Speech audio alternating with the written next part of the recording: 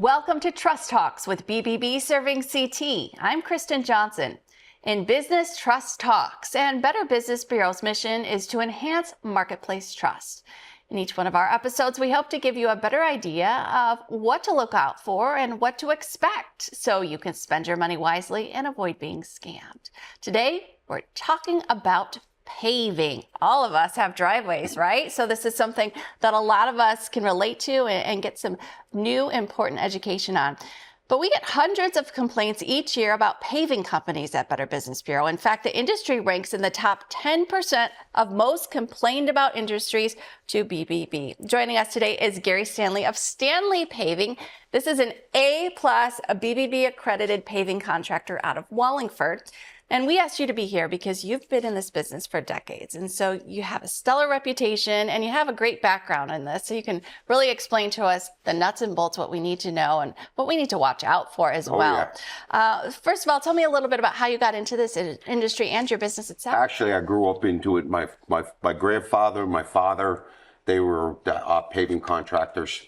And they had their own businesses as well, right? So it was just natural for you to join the family business. But you started your own company, Stanley Paving, decades ago. And now your son is actually getting ready to take over. Yeah, he works for me, and he's going to be eventually taking the business over. That's amazing. Well, we receive a range of complaints from quality of work, price changes, delays. And as I mentioned off the top, this industry ranks in the top 10% of complaints to BBB. Does that surprise you?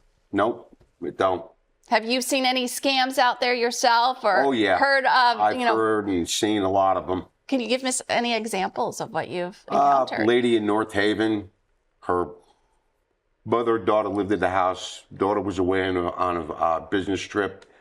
Guy come knocking on the door, told her $7,000 is paved the driveway. So she said, okay, do it. And the guy had two guys come in, paid him to dig the driveway up all by hand, never paid them, took the lady to the bank, and the lady actually gave him all the cash for doing the job, and then he left and he never came back. So he never paid his workers, and he collected, but he didn't finish the job. Yeah, he scammed them and scammed the lady too. Wow. And people like that, there's bad apples, and then there's great people like you, but they kind of give it a bad name, unfortunately. Yeah, they do. They ruin it for everyone. Now, in addition to complaints, we also see reports like the one that you just mentioned to BBB Scam Tracker. These are outright scams. That's a little bit different than a company that maybe just didn't do things right a time or two. So I'm going to give you a couple scenarios, see if you've heard of these before. Help us kind of look at the red flags so we know what to watch out for. These are all pretty common. We see these a lot here in Connecticut. And here's the first one. It comes right here from Connecticut. I was approached by a young man with a heavy Irish accent in a black Ford pickup truck at the end of my driveway. He said he was in the neighborhood doing some asphalt and he would give me a great deal to help build his business reputation in my neighborhood. He seemed like a really nice young man and reminded me of myself when I was that age starting my business. So I said yes to the job because he said he would not have to pay anything until the job was complete, or I would not have to pay anything until the job was complete, and I was happy. So they came a few days later and started ripping out my driveway, and by lunchtime I got a text saying they need $2,000 today to continue. I reminded him that he said I didn't have to pay until it was complete. He kept on insisting that he needed it to continue. I started to feel something was wrong, and when I got home to check on the progress, I noticed a big pile of broken old asphalt on my lawn. There was no stone base added in some new areas. After seeing that kind of workmanship, I told him I would only pay him $800 for the day and that they would need to remove the pile and add base stone before I paid any more. The man started cursing at me, so I told him to get his stuff off my property and I was not going to allow him to do any more work at my house. I paid him $800 so I wouldn't have any problems with these guys while I was at home. The issue is that they do have an HIC license through the state of Connecticut. So what are the red flags that you hear? Basically, it's buyer beware. Somebody knocks on your door and they say, oh, you're going to get a good deal. Yeah, well, it's basically better to hire somebody that's local and that's been in business for quite a long time to have a driveway done. Because a good deal doesn't necessarily mean the work's going to be good. Yeah, sometimes. Because, I mean, for one thing, I mean, you said in the thing there, he piled the asphalt up on the lawn. We don't do that. We load it right in the trucks and we haul it away. And he also mentioned there was no stone base. That's important too, right? Well, Yeah, we dig our driveways out. We put our stone base in that we need to put in, and that grade everything properly, compact it before it's paved. You mentioned that this company did have a license, so they at least either they showed him a license and it was fake, Well, the license, and he thought it was a license. That license there, I never heard of. We go through the state of Connecticut Consumer Protection. Okay. That's your license. In order to get the license, you have to show proof of your insurance, or else you don't get it. Okay, so they may have falsified a document and just flashed something. So could be something phony. Are there any registration requirements also? No, but I mean, there's different towns that require permits and everything and bonds that you have to have. Okay. And everything, and you have to follow their rules, what they want. Is it important to ask if they have insurance? Yes. And why is that important? Well, if, let's say they're working on a job and one of the workmen get hurt, if they don't have insurance, guess what's going to happen? That workman's going to go to their homeowner's insurance and sue them. You're on the hook then. Yeah. Your homeowner's insurance. So it's better to make sure you got insurance. I have $1 million plus $1 million umbrella. Okay. That I carry. Because you're dealing with really heavy equipment. I mean, that could be a very bad injury that someone could unfortunately. You mentioned going through the Department of Consumer Protection. If you have a license through them, then any consumer can look that up, right? Yes. Or basically, I have my license number on all my trucks and equipment, and I carry it with me all the time in my book when I go to give an estimate to show the homeowner I am licensed with the state of Connecticut. Gotcha. Okay, let's move on to the next scenario. Here's another. A man reported that his elderly mother was targeted by a paving scam just in January. He says, on Friday, 1/10/25, a man pulled up while my elderly mother was on the driveway and convinced her to let him pave her driveway. He told her to go to the bank and take out $3,000 and it would be done when she gets back. He didn't give her a receipt, and he said he would come back the next day and bring one and also patch up the rest of the driveway. On Saturday, he came back and patched up more spots on the driveway and told her to write him a check for $2,000. She wrote the check and he still did not give her a receipt. He said he would come back the next day with a receipt and a warranty. After he didn't come back on Sunday, she called him and the number on the business card on Monday. The woman who answered the phone said he would come by at some point in the morning. He didn't. When I went to the house, I saw that the driveway was not paved correctly, instead just covered over. So the first thing I noticed is the date. He said it happened in January. To my knowledge, paving in the Northeast does not happen in the middle of winter. Well, we pave right up until a week or two before Christmas, weather permitting. Everything's weather permitting after Thanksgiving. But we had snow in January. So that's, I mean, even if the snow was removed and it was maybe right before or right after, it's very cold in January. Yeah, and the job doesn't, when you do the job, it don't come out right because the asphalt gets cold real quick. So if someone comes knocking on your door in the middle of winter, say, maybe come back in the summer or the spring. Buyer beware. Yeah. Okay. What kind of recourse does the customer have without a receipt? Well, basically, I mean, if the guy is licensed with the state of Connecticut Consumer Protection, you could write a letter to them. They will actually contact him to tell him either rectify the problem with the homeowner or we're going to take your license away. Gotcha. In the state of Connecticut, you're supposed to, any job that you do over $250, you have to be licensed with the state of Connecticut. So that's good. That's a reason. One of the reasons you want to make sure they have a license to begin with.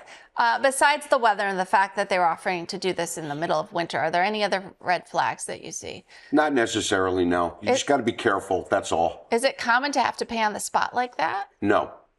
When I normally 99% of the jobs I do, it's payment in full when the job is completed, unless we have to back off the job, let it sit because of being wet or the ground being unstable to where we can't pave it yet. And then I only take a small amount of money from the customer and then the rest on completion. And they do get on the contract, they have a start date and a completion date for the warranty. And you mentioned contract, and in neither of these scenarios do they mention even signing a contract. Yeah, well, you got to be careful. You definitely want it in writing. Okay. Our third example is of two people who came to the house stating that they had excess paving and road oiling materials. They did a horrible job, stated their equipment broke down and they would need to come back. They never came back.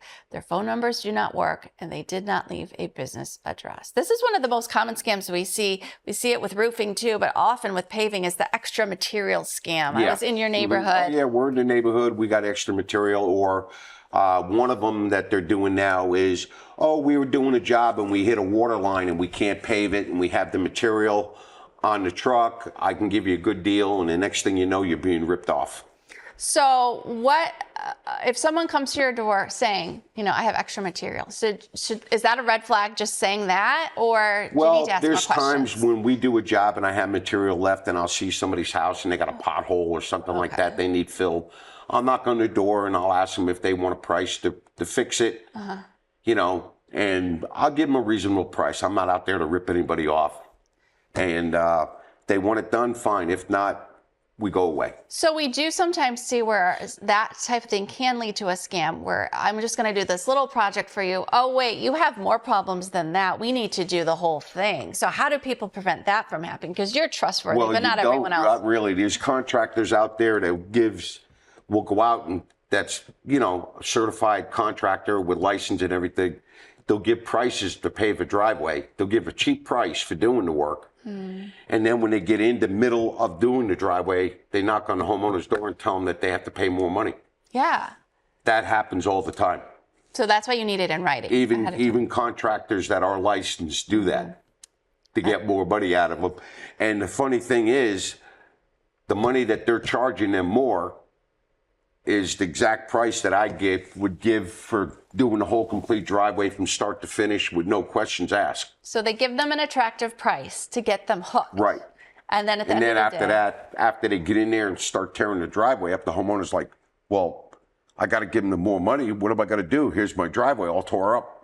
And that's why it's so they do it. So important to research, look at reviews and complaints and see, because odds are someone's complained about that happening to them. And if you just look it up ahead of time. But unfortunately, people get so sucked in so quickly. Oh, I've got to do this right now, right? They'll say, you got to decide right now if you want this deal or not. And so people they don't give them the time to Google it first or go to bbb.org first and look up what people are saying, unfortunately. Do you have one overall tip that if followed could have prevented all of the scams I mentioned and that you mentioned from occurring? It's just that buyer beware when somebody knocks on your door or if they're telling you to go to the bank and get the money, that's a red flag right there. Okay. You know. So let's say that we are doing this right. We're going to do our research. We're going to look at 3 different companies and we're going to compare apples to apples so that we know who we want to go with. Let's start at the beginning of the process. So you want three quotes, right? And I imagine you want to do it in person. Get 2 or 3 quotes, whatever. And you want to do it in person, right? I've had people call me on the phone for an estimate and they say, well, I'm not going to be home. Well, when I won't go to a house without the homeowner being there. Oh. So I can go over every little detail with them of what we're going to do, how we're going to do it, how they want the shape of the driveway, if they want to make it bigger or whatever. So this way here, the homeowner knows who they're dealing with. Okay, so that's important. And then comparing to apples, I mentioned that before. What should be in the quote? Because one contract may look different than the other. You really want to be comparing the same thing. So you get basically your material, what you're using, the amount of material, what type of warranty you're going to get on the driveway. We give a full 2-year warranty on our work that we do for paving. I was going to ask that. Like what? Seal coating and repairs. There's no warranty on because who knows what's going to happen. A lot of repairs people want done, and actually the whole driveway needs to be repaved, and the repair that you do don't hold because the areas around your repair are damaged, and the water gets underneath there and causes the new pavement damaged. Okay, so 2 years. So there should be dates, right? This is going to start. We're going to start by this date. We put a start date on our contract at a completion date. When I go to the job, I have a 3-copy contract. I have the white, the yellow, and the pink. I give the pink one to them. When the job's completed, they get the yellow with the start date, completion date on it. Okay. And everything that's on that pink contract is on the yellow one. And obviously you're dealing with weather, so there's got to be some flexibility from the Yeah, we don't homeowner work, there. we don't work in the rain. You don't work in the rain. Or I'm not going to go out and tear somebody's driveway out in the rain and leave a bit of butthole. Okay. But you do let it settle for a while before you actually pave it, Actually, right? no, because if we were digging the driveway out and we would go like 2 to 3 feet deep, I say, yeah, let it sit. But we only dig down deep enough to put our base and our asphalt, which is not disturb the ground. So I've been told, drive on it, let it get compacted. That's not true. That's just a selling purpose. Really? That's all that's for, to make the homeowner think they're going to get a better job. And in the meantime, that person's going out and doing other jobs probably. I mean, I've seen contractors let driveways sit for 2 or 3 months. Oh, that's a long I'd go in time. and I paved the neighbor's driveway, and that driveway lasts just as long as the one that's set for 2 or 3 months. Okay. I'm thinking more like 2 weeks. And that your sort of average thing. driveway is, depending on water, drainage, tree roots, could hold anywhere between 20, 25 to 30 years before it has to be replaced. So the warranty is only for 2 years, but it could last for 30 years. It could last up to 30 years driveway. Do you know what the average is?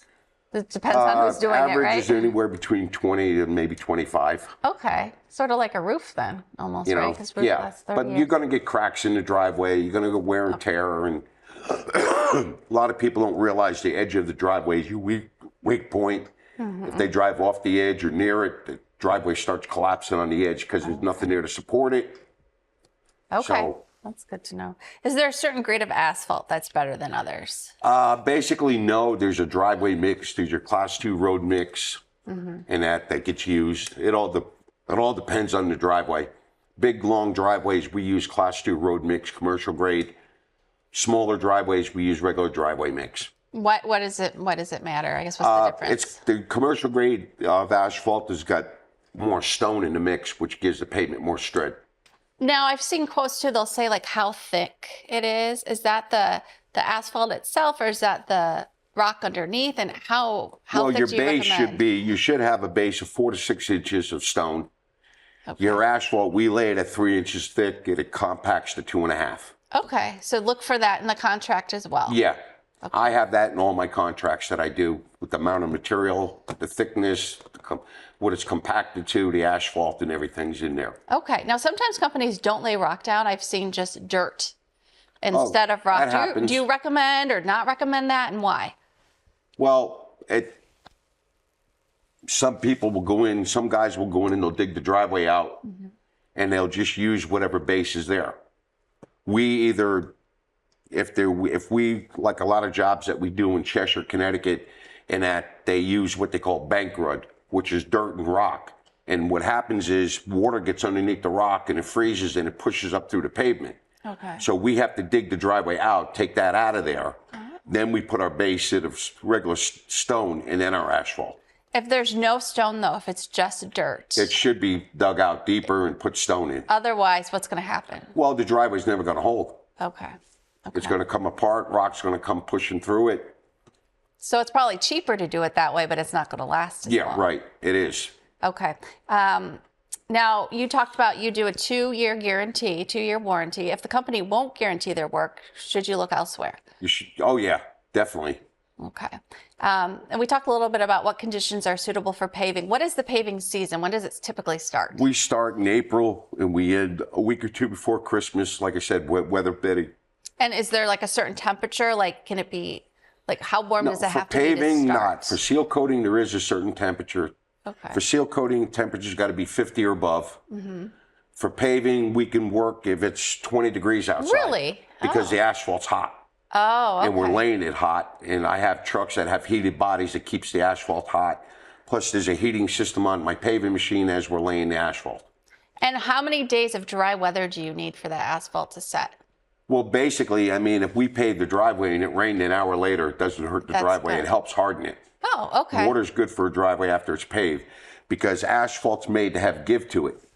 And during the summertime, it softens, and then in the wintertime, it hardens. That's the way it's designed to be. So that will happen throughout the whole period of driveways. I've seen driveways that we've torn out that were 20 years old, and they were like goo because of the heat. Now, what about in the dead of summer? Like we're talking August when it's, really hot and humid. Does that pose any problems or No, is it because fine? the hotter the weather, the better the job you get. Oh, Because the asphalt stays hotter. okay. Okay, very good. And how many days should you keep your car off the driveway? Normally it's 5, 6 days, and then you can walk on it right after it's completed, and you won't track it in the house. Okay, very good. So you can walk on it within the 24 hours, but you shouldn't Well, you drive on can it walk for on five. it right after we're finished with the whole driveway. Okay, okay. And then let's talk about upkeep. What do you do to improve the life of your driveway? Well, basically, you don't have to. It's not a mandatory thing to seal coat your driveway.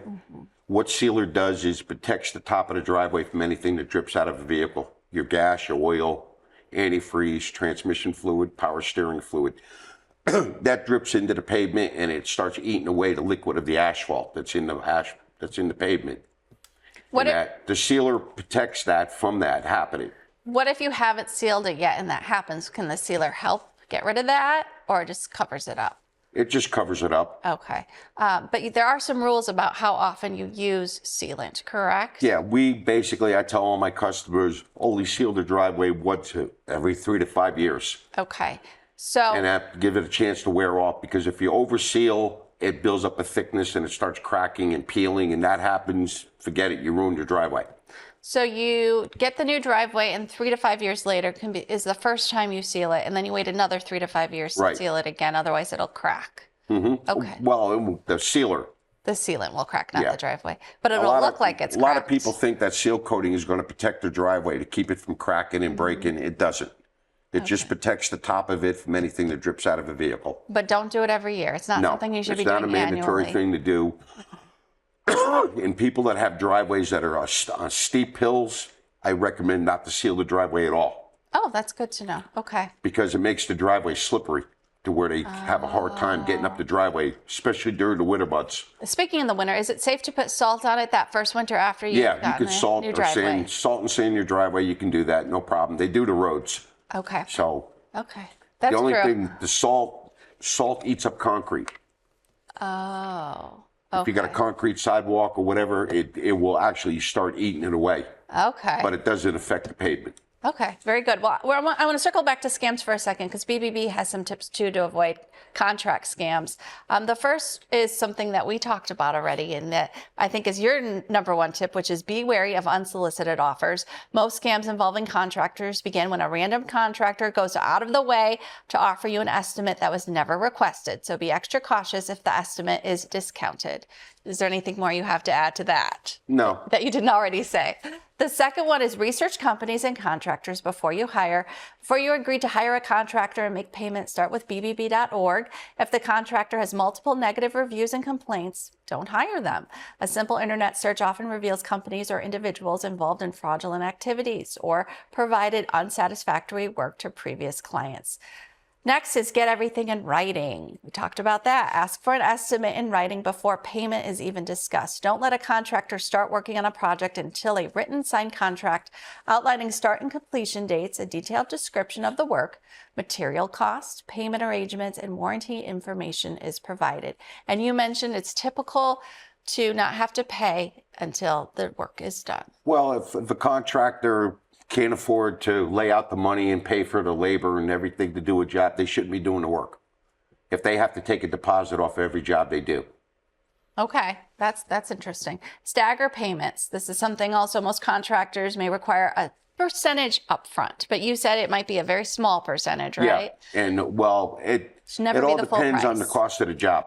Okay. Normally, commercial jobs require half down and then the other half on completion, but I do not take any money from them until I show up on that job with my equipment to do the work. And residential's a little bit different. It's mostly Right. when it's Residential, finished. we come in, we do the work, you pay me in full when the job's finished. Okay, use safe payment methods. What do you just take cash? Do you take credit card? We take Venmo? Visa, MasterCard, and check. Okay, so if they're saying they'll only take cash, that might be a red flag Yes, because then because you it have makes you wonder what they're, doing with the cash.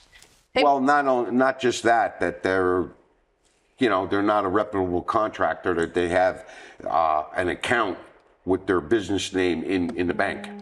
Okay, that's good. And also, the thing is with cash is it's harder to dispute it, right? Right. It's hard to get your money back. You can't track it. Once it's in the hand of a scammer, you're not getting it back. But at least with a credit card, you can dispute it. You can dispute the charge. Yeah, you can. I've never had it happen to me, but it has happened where people have actually canceled a credit card on a contractor. Oh, geez. Now, if you use a check, write it to the company, not an individual. You mentioned that, if they should have their business. People, they write a check out, Stanley Paving. We take it to the bank, we deposit it. Okay. One of the common themes in our scam reports is that older adults tend to be targeted by these scams. So it's really important to anyone that's listening out there, if they have an older adult in their life, their parents, their loved ones, neighbor, they might be vulnerable to this scam. Yeah, they are. They need to talk to them. They're home. Right. And I've actually gone out and talked to elderly people, and they tell me, oh, I'm going to have my son look this over. That's a good idea. If you got a family member, have them look over the contract before you do anything. That's smart. Well, my final question to you is about your BBB accreditation. As I mentioned, you have been in this business for decades. In fact, you've been accredited with BBB for 38 years. What drew you to become accredited way back when, and what do you hope it says to your customers? Well, basically, it's telling them that I'm going to do the job and do it right. And if there's a problem, we stand behind our work to go back and take care of the problem. Well, we appreciate you being committed to that trust, that trustworthiness in the market. And obviously, you've been around for a long time, and there's a reason for that. So, Gary Stanley of Stanley Paving, thank you so much for being with us today. You're quite welcome. We really appreciate all of your insight. I think it'll help us all out there as we look to get our own driveways replaced. Again, don't trust anyone to do the job if your driveway needs paving or repairs. BBB Scam Tracker has numerous reports of unscrupulous contractors who trick homeowners with supposedly good deals on driveway paving and repairs. Homeowners end up with shoddy pavement and nothing to show for it at all, except, unfortunately, an empty bank account. At bbb.org, you can find an accredited paving company near you. There you can also look at reviews and complaints and look at how the business handles those complaints. Would you be happy with their response? And if you do feel like you've been targeted by a scam, make sure you report it, even if you haven't lost money, but definitely if you have. That way you can warn others as they're looking up these companies and doing their own research. You can go to bbb.org/scam tracker to file that report. Well, we thank you for joining us for this episode. We hope that it's been enlightening and educational for you. We're going to switch gears a bit next time and talk about tutoring, ways you can help your child succeed during the school year and prepare them during the summer months as well so that they can go to the head of the class. We'll see you then.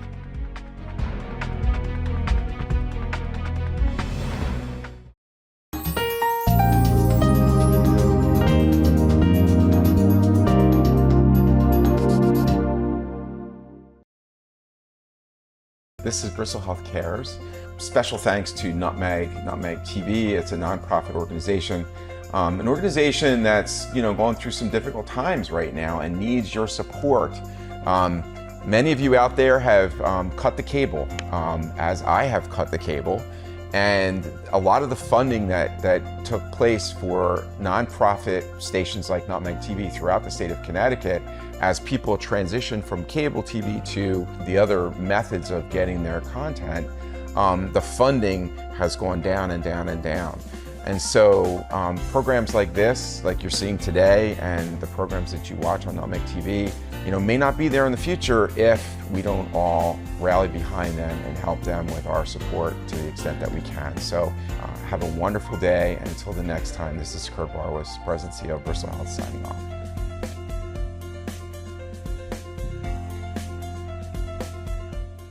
The Saybrook Fish House in Canton has been serving fresh seafood, chicken, and prime steaks for 40 years. Experience one of our 3 unique dining room settings, 2 with fireplaces, or relax in our cozy pub with a craft beer, wine by the glass, or specialty cocktail while enjoying a meal from our new lighter fare pub menu.